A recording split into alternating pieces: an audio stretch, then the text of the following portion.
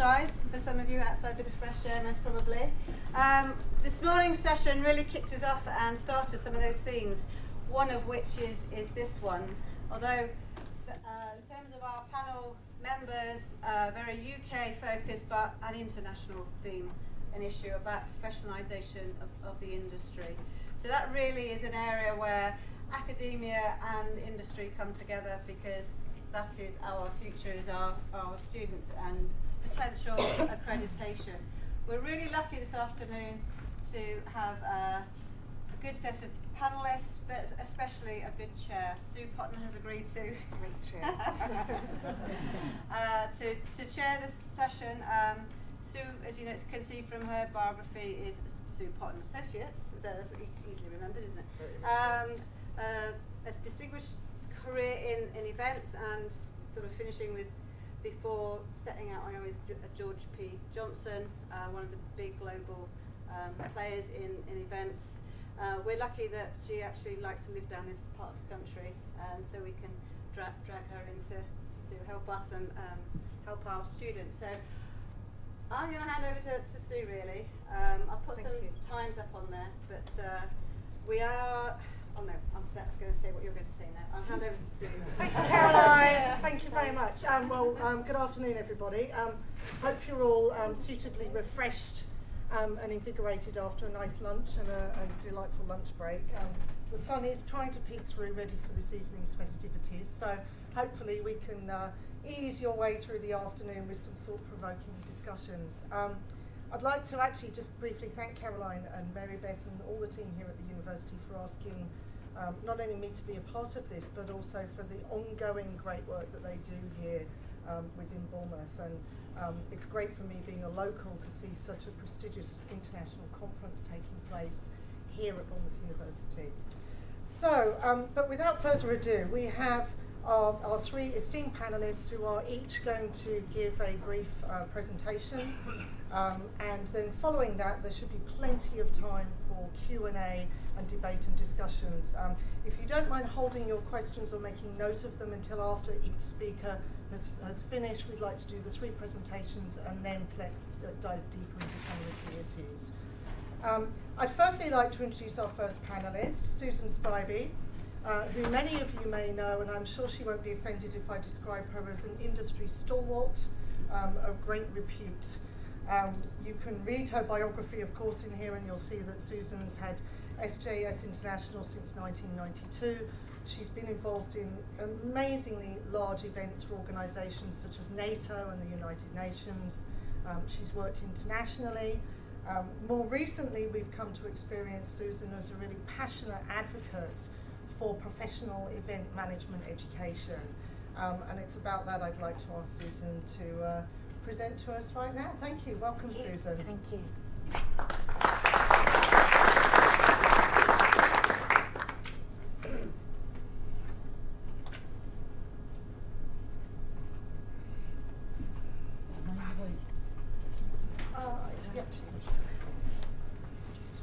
Cozy up with Marty. Thank you, Sue, for that introduction, and hello everyone. Delighted to be here.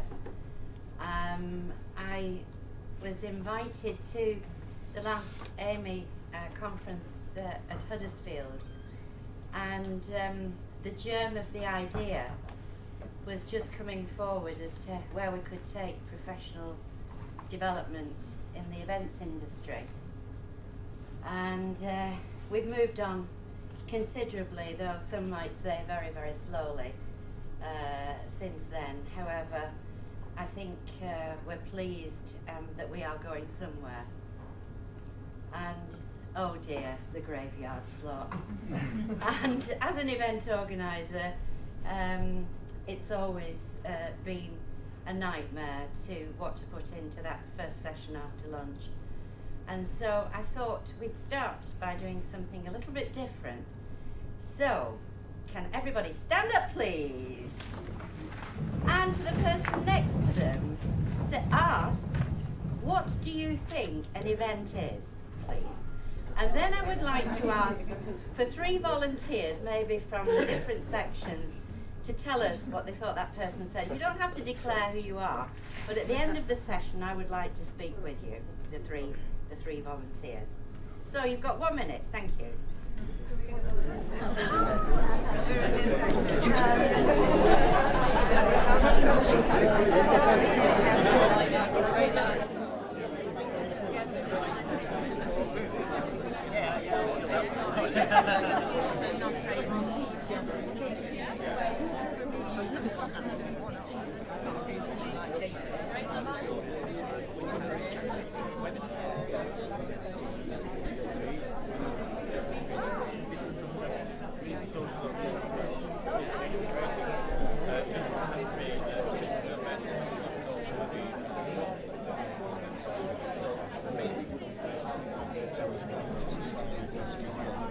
Time-bounded purpose.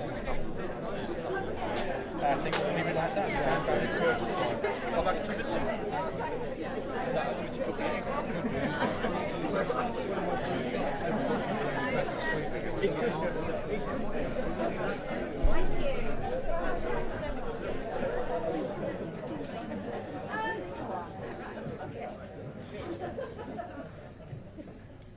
So, could we have our 3 volunteers, please? Someone from over here?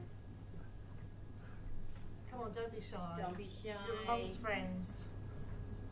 Alan, you're sitting in the middle. Thank you, Alan. We said an event is something which brings people together, and it's a sociological experience. We have someone from the middle somewhere.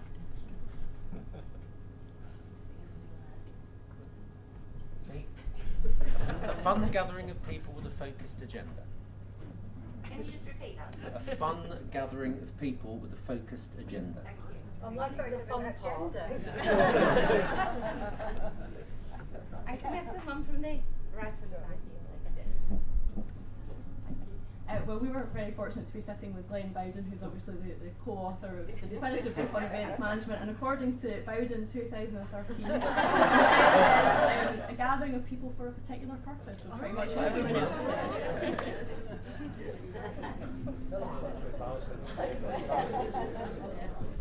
Anyway, in 2009, when we did the review of the National Occupational Standards, we came up, I was on the advisory board, and we came up with a key purpose, which was to create opportunities for people to come together on a one-off or infrequent basis to meet customers' needs and achieve commercial, professional or social objectives. Rather long-winded, however, I think it embraces all that that we are wanting to achieve. And so to say where we're up to in this Institute of Event Management, but before that I just want to give a little bit more background to where we have come thus far.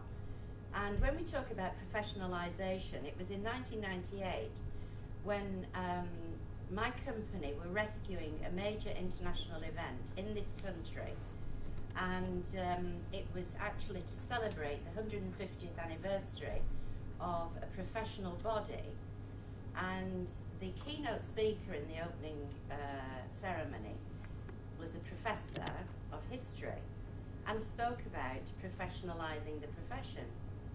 And this august body, 150 years old, she said there's still room for improvement. And I thought, that is a word that professionalising the profession, we don't even have in the events industry, which it wasn't really called that then, but I was a conference and events organiser, that we don't have professional recognition. We don't know what we are. And so it was really a germ of an idea at that point, which really didn't start to develop until the mid-2000s, and then in 2009, as I say, I joined this panel to review the NOS and came up with the idea that perhaps we needed a professional body, and like every other profession, we are not teachers, doctors, nurses, lawyers, accountants, actuaries, we don't have one word to describe us, but we are in the events industry, and we're event organisers or event managers. And so fortunately the Business Visits and Events Partnership came together. They have been talking for many years about how professional development and continuing professional development was not in evidence, and how we could bring this about, and how we could give it profile. And so they got behind the Institute of Event Management, and in 2012 we achieved legal entity status as a not-for-profit organisation. So the Institute of Event Management was born a year ago, last summer, ahead of the Olympic Games, basking in the warm glow of the Olympics. Many people got on board, but the great F word eludes us, and that's funding. And we had to have a legal entity in order to achieve funding. We have to have a business plan in order to achieve funding. But in that business plan, we have to know what we're doing, and now we're at the point of actually knowing where we're going. So, the first steps. What will be on offer? It's like the 3 pillars of wisdom, isn't it? Recognition and the profession of event managers.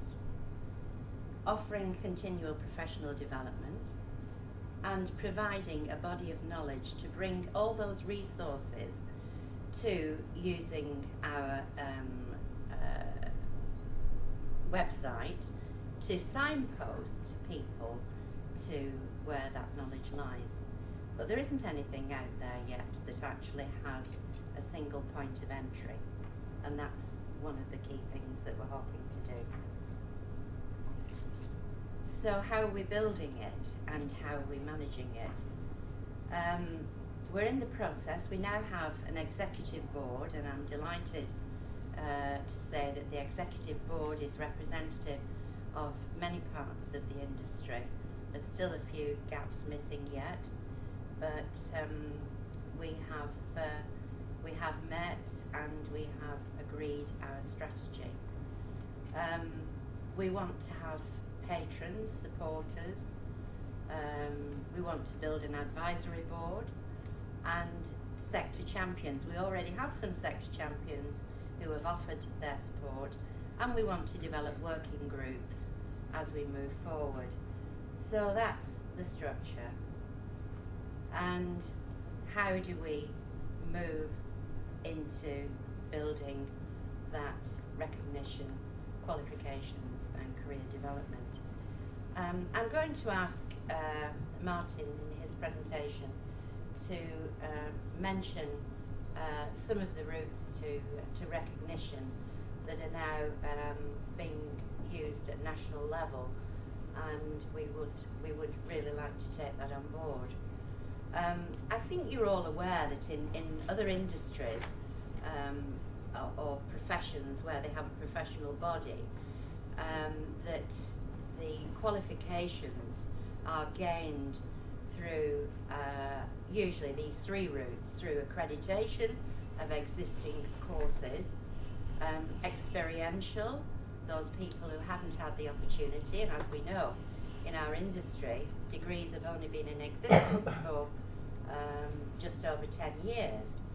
And so there are a lot of people still in the industry who've been in it a long time and who didn't have the opportunity of a degree in event management. And so we need to recognise their experience.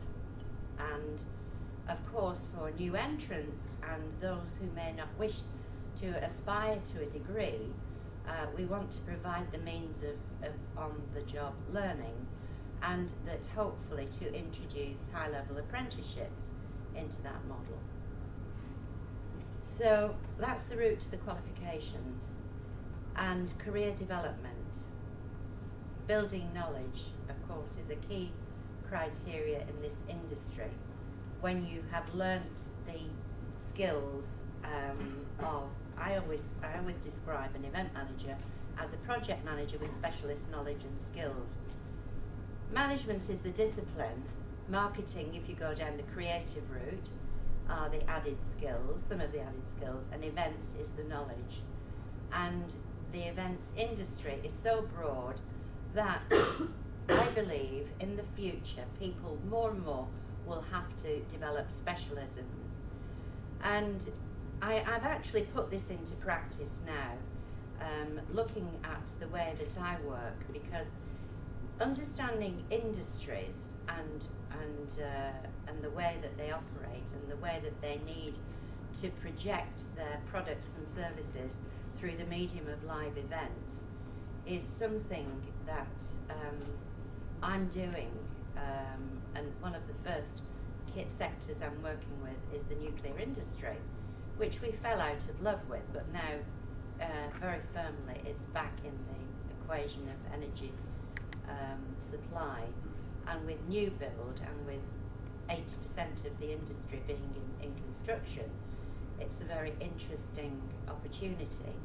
But the supply chain of the nuclear industry is so welcoming to working together in partnership that I hold it up as an exemplary role model of how to do business, because we have quarterly meetings of some 60, 70 businesses who actually through the process of that meeting offer their colleagues and in opportunities to learn about business opportunities. So I think that's a critical model, and it's actually something that I'd like to see us develop in the events industry, for you cannot be a specialist at everything, and I do believe that there is an opportunity that we can build a very strong events industry supply chain.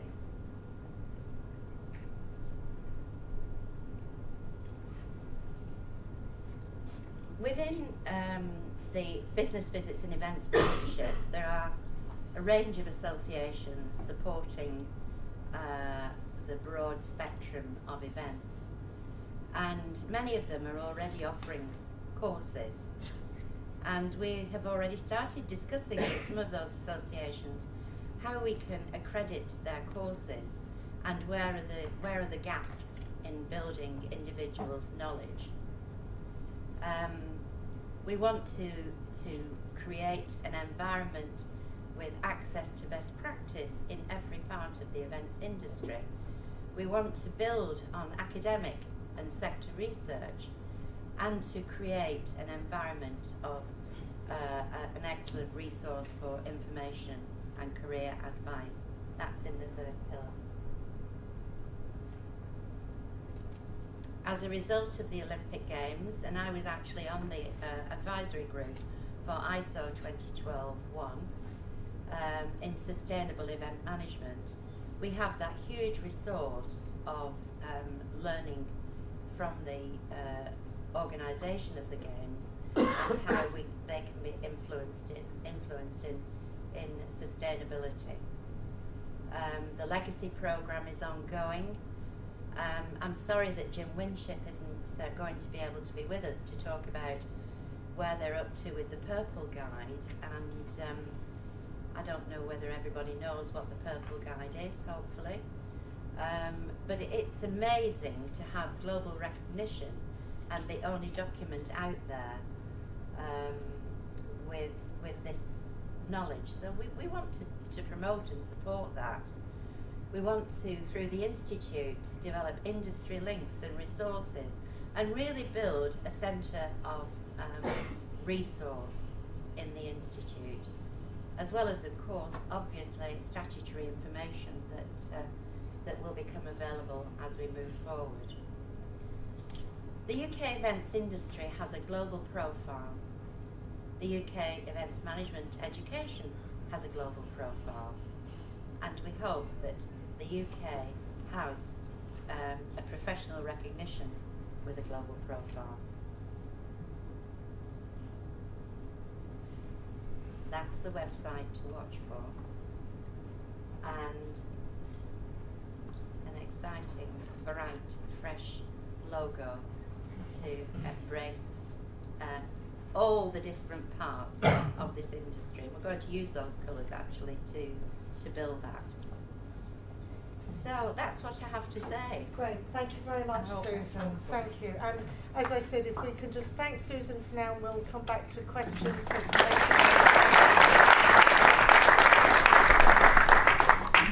Wow, that's quite exhausting looking at the list of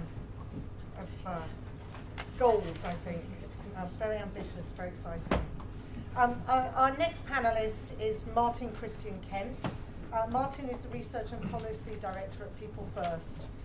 The sector's, those of you who may not be familiar with People First, is the Sector Skills Council for the hospitality, passenger transport, travel and tourism sector.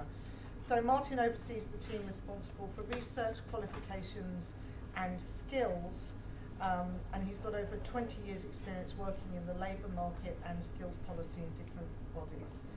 If I can ask Martin to commence his presentation, and again we'll come back to questions from Martin afterwards. Thank you, Martin. Thank you. Welcome. 20 years, that sounds frightening.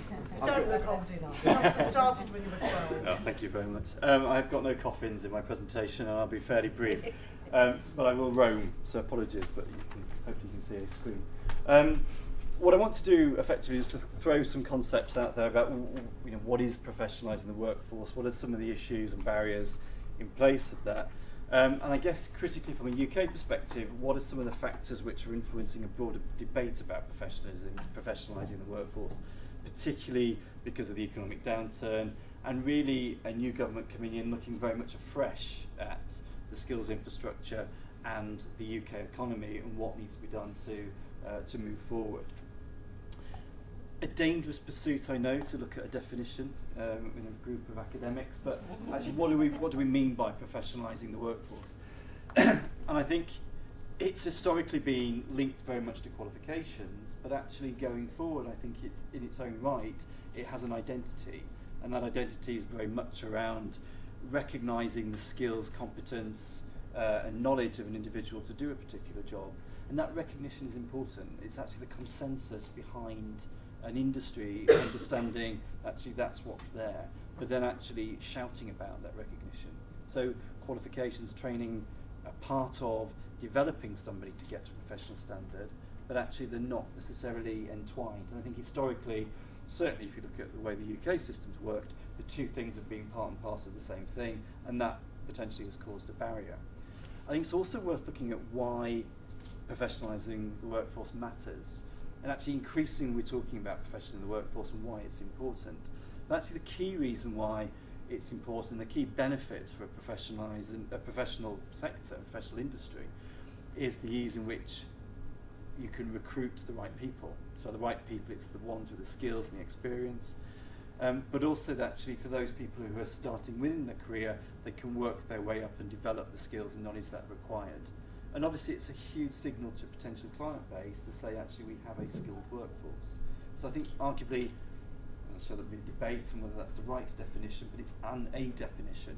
And I think it's a move away, as I say, from a very perhaps myopic view of qualifications and apprenticeships, which has certainly been relevant in the UK. There are problems with professionalising the workforce, and I don't want to take away Rhodri's thunder by any means, but I think it's worth just dwelling on some of those factors to sort of say, well, okay, what influences that? I think the first thing is really around the fairly nebulous and ever-moving nature of what we mean by the events industry. And I think as a result of that, the ever-increasing number of organisations and I guess the appeal for those organisations to highlight the differences of their particular part of the industry, and actually as a default setting we don't tend to talk enough about actually the similarities and us as a mass, as a sector. So I would suggest that that's one factor. I think the other factor is that recruitment isn't a problem. It hasn't been historically. The industry in the UK have managed to recruit very able people. And therefore they haven't necessarily seen it as being difficult or need to professionalise the workforce to address the recruitment problem. But at the same time, our research has shown there's been a constant skills issue within that. So yes, they're attracting a lot of willing people, but actually those people don't necessarily have the skill set at that particular point. They're having to invest as they go through. Now, I think uniquely about the events industry, certainly within the wider remit we look at it, tourism, hospitality, now retail, there is obviously, as we see today, a very bold, dynamic HE supply chain, which we do not see anywhere else. But actually there's nothing really going on in further education and work-based. And again, I think that really sort of throws in a challenge, because actually obviously the industry is attracting a lot of able graduates, not necessarily the full range of skills and experience required, and actually arguably there is a skills oversupply. But the nature is what happens when they get in. Is there a training culture and a professional culture when they get in there? And I would have to say I don't think there is at the moment. And I think linked to that is the extent to which, while there's a lot of training going on, the bulk of that training is very informal. Very little of that results in training, in qualifications and apprenticeships. And I think time and time again, you know, another qualification gets sort of put up, but actually never seems to stick. The industry never seems to get behind it, largely because it's able to attract able graduates who have got higher level qualifications, and actually therefore there's no incentive really to